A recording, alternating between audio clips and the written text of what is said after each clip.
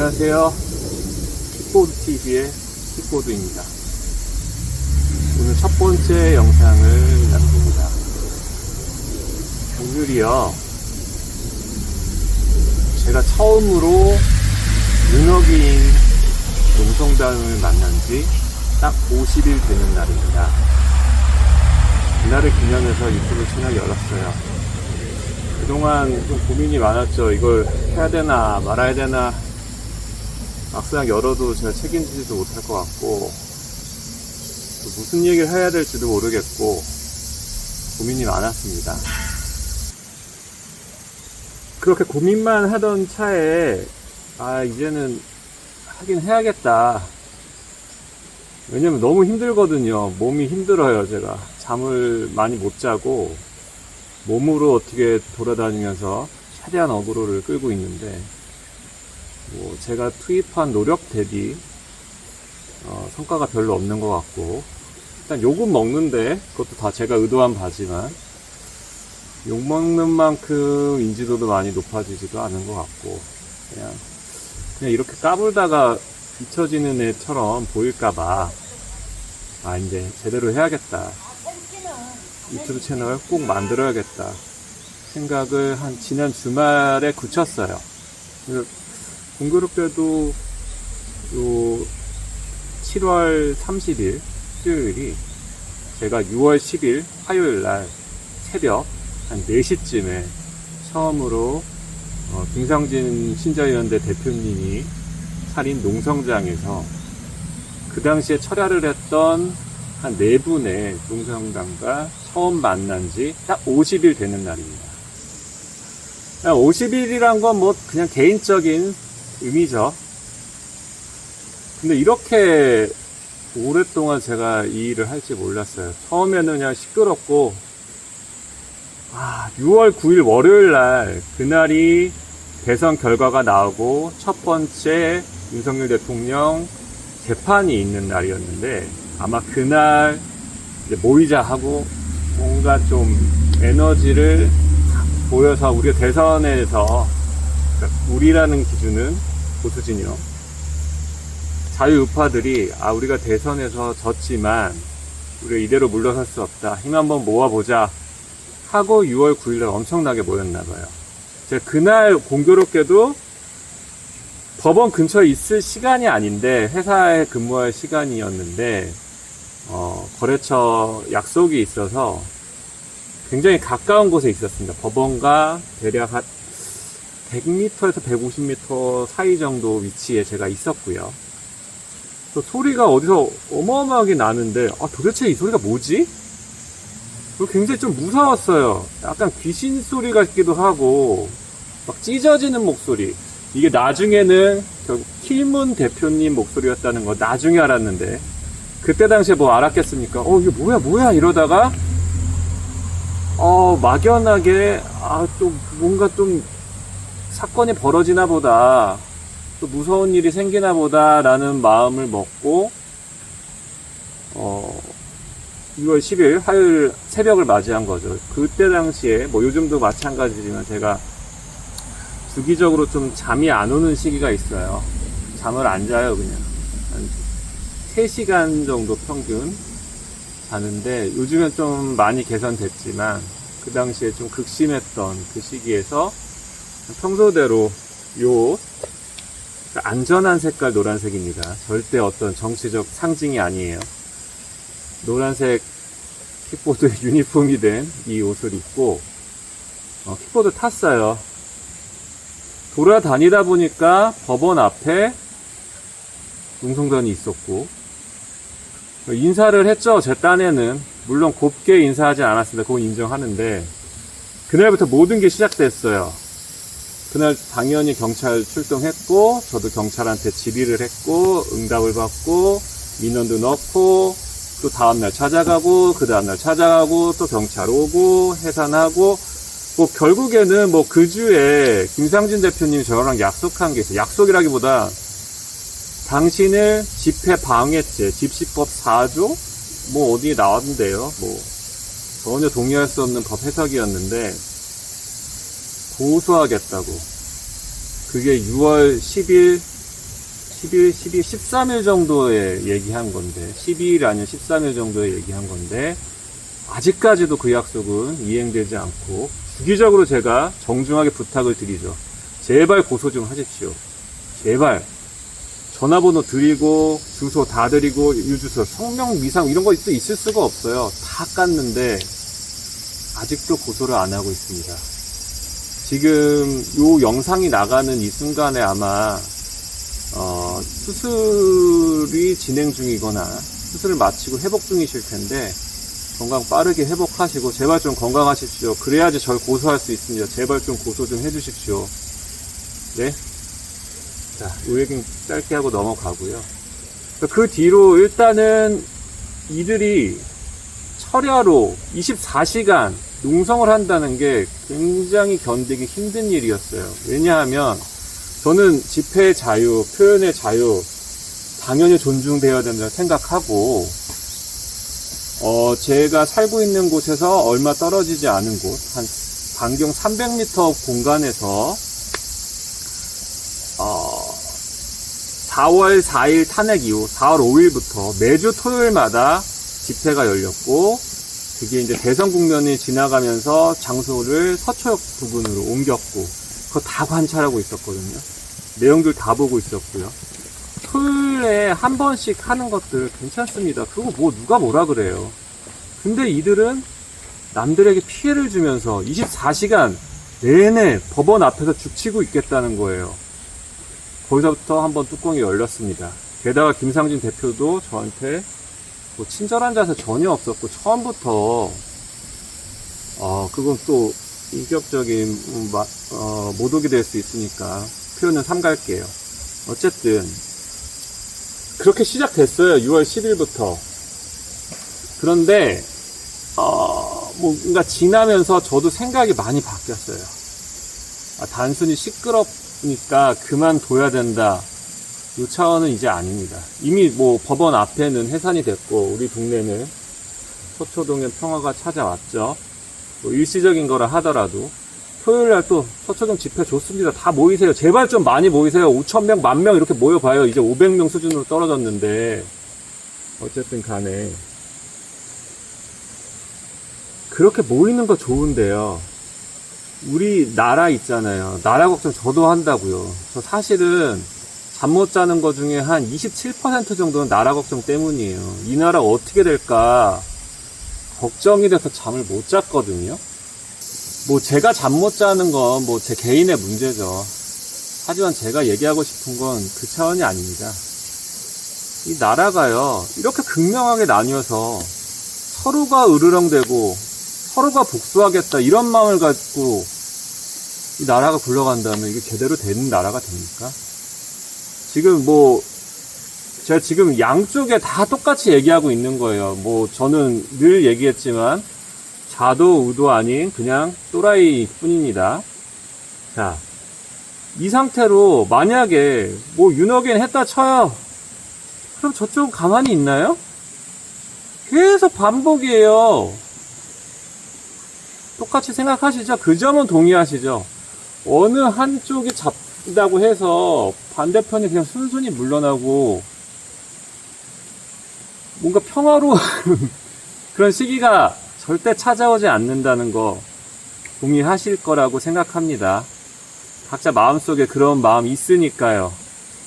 대선 전에도 이번 대선 결과가 어떻게 나오든 난 승복하겠다 이런 마음 갖기 어려웠을 거라고 저는 믿어요. 적어도 이 정도 방송을 열심히 챙겨보시는 저 픽보드 뭐하고 있나 욕하려고 딱 보시는 그분들은 적어도 난 어떤 결과가 나오더라도 결과에 승복해야지 이런 마음 안 가졌을 거라고 감히 추측해 봅니다.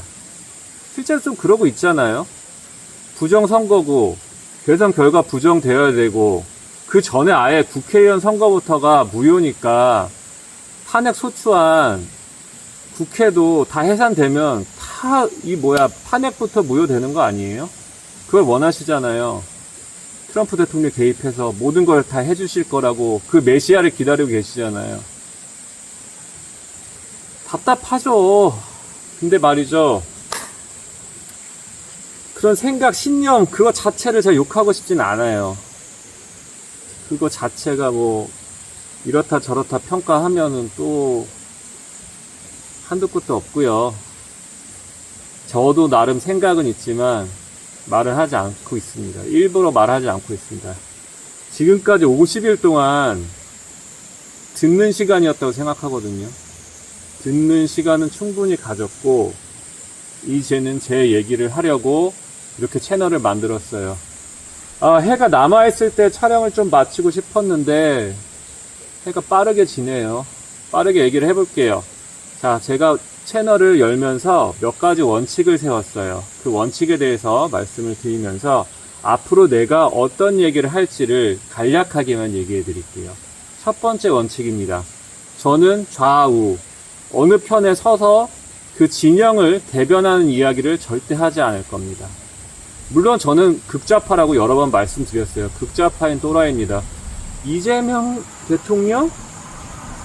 굉장히 제 입장에서 보수적인 사람이고, 그 이후에 전 이재명 대통령에 대해서도 굉장히 비판적인 입장을 가지고 있고, 앞으로도 계속 그럴 것 같아요.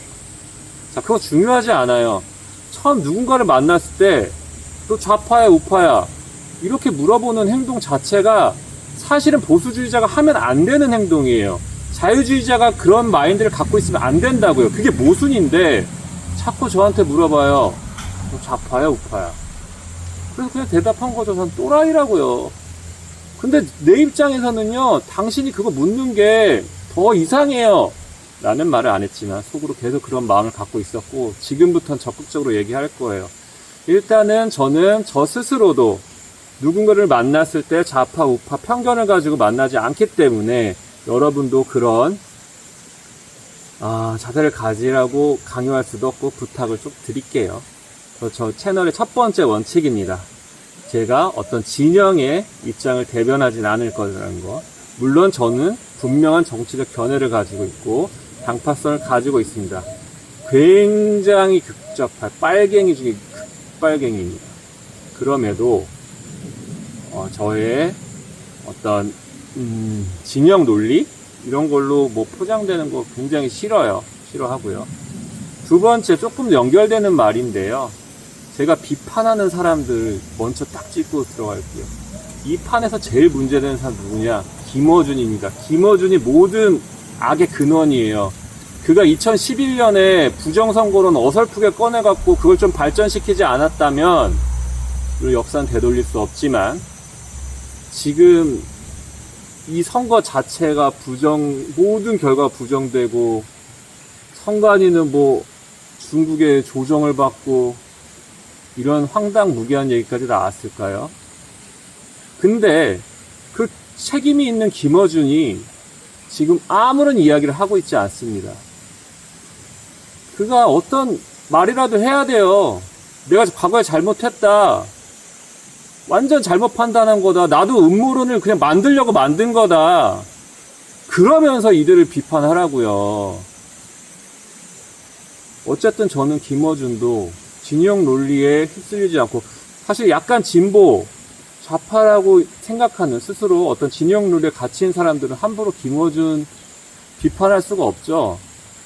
하지 않죠. 없죠가 아니라 하지 않죠. 마음속으로 어떤 마음 갖고 있는지 모르지만, 하지만 김어준이 제일 문제입니다.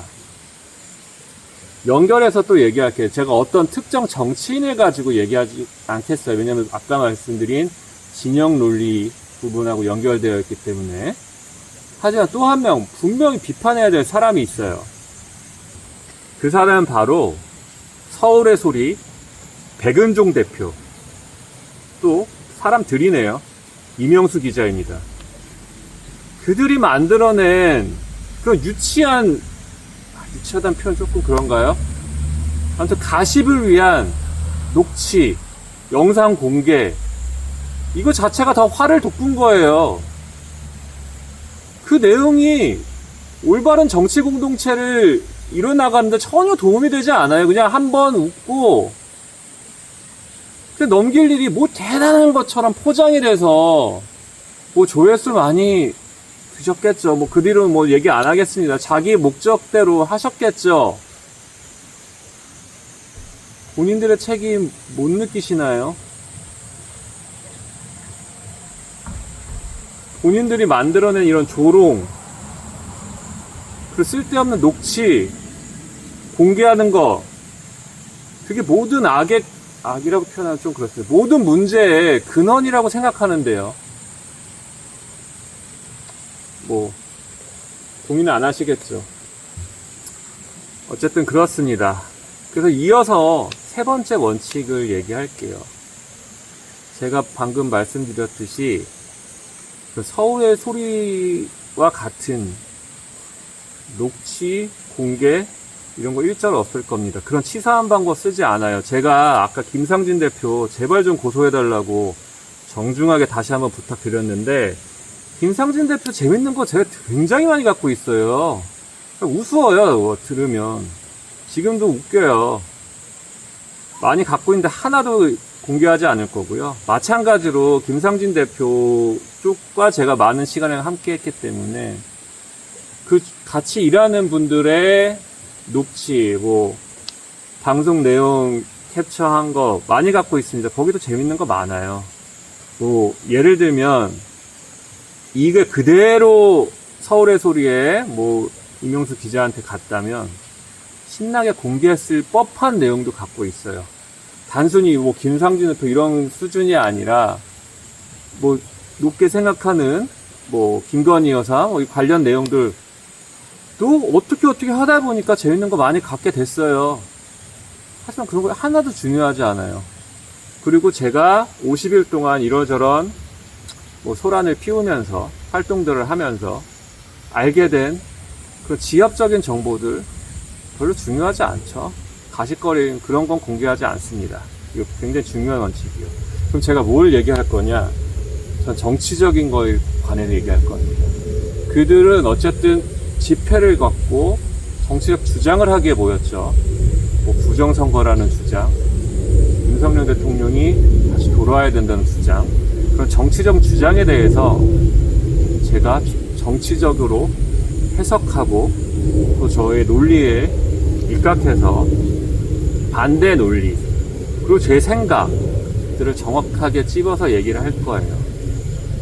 뭐 양념처럼이라도 조금씩 들어갈 수는 있어요. MSG로 뭐 이건 또 그런가요? 아무튼 근본적으로 저는 남을 조롱하는 형태의 컨텐츠를 만들지는 않을 거예요. 그래서 재미는 없을 겁니다. 지루할 거고요. 원래 제 캐릭터가 굉장히 진지한 사람이에요. 굉장히. 이어서 좀 얘기를 하면요. 일단 유튜브 녹화 영상이 주로 나올 거고요. 라이브 방송 거의 하지 않을 거예요. 그럴 여력도 안 되고. 대신에 구글에 잠시제라고 쳐보시면요. 검색을. 잠시제라는 검색어에 제 블로그가 나옵니다. 블로그에는 열심히 글을 올릴 거고 영상하고 연계된 컨텐츠들을 만들어낼 거고요. 또 그걸 퍼뜨리기 위해서 스레드에서도 열심히 활동할 것입니다. 다 관련 정보는 자막으로 나가고 있으니까 한 번씩 찾아와 주시면 굉장히 감사하고요. 어떤 코멘트도 환영입니다. 욕하는 거 굉장히 좋아하지요. 욕설도 환영입니다. 관심은 무조건 환영입니다. 자, 여기까지입니다. 자, 일단 시작했으니까 반은 한 거죠. 제가 50일 동안 끈질기게 이렇게 해왔듯이 유튜브 컨텐츠도 시작은 했으니까 최소 50일은 할 것 같아요. 뭐 50일 내에 뭐 대단한 걸 이뤄내거나 그렇게 하지는 못할 거라는 거 잘 알고 있습니다. 하지만 한 가지 약속드릴 것은 꾸준히 할 거라는 거. 지금까지 50일 동안 해왔던 것처럼 집요하게 할 거라는 거. 지금 해가 다 졌어요. 이제 하산합니다. 저는 지금 여기 이 공간은 청계산인데요. 바로 서울구치소로 갑니다. 자, 이어서 또 영상 만들어 내겠습니다. 첫 번째 영상 조금 길었죠? 끝까지 시청해주신 여러분 감사합니다.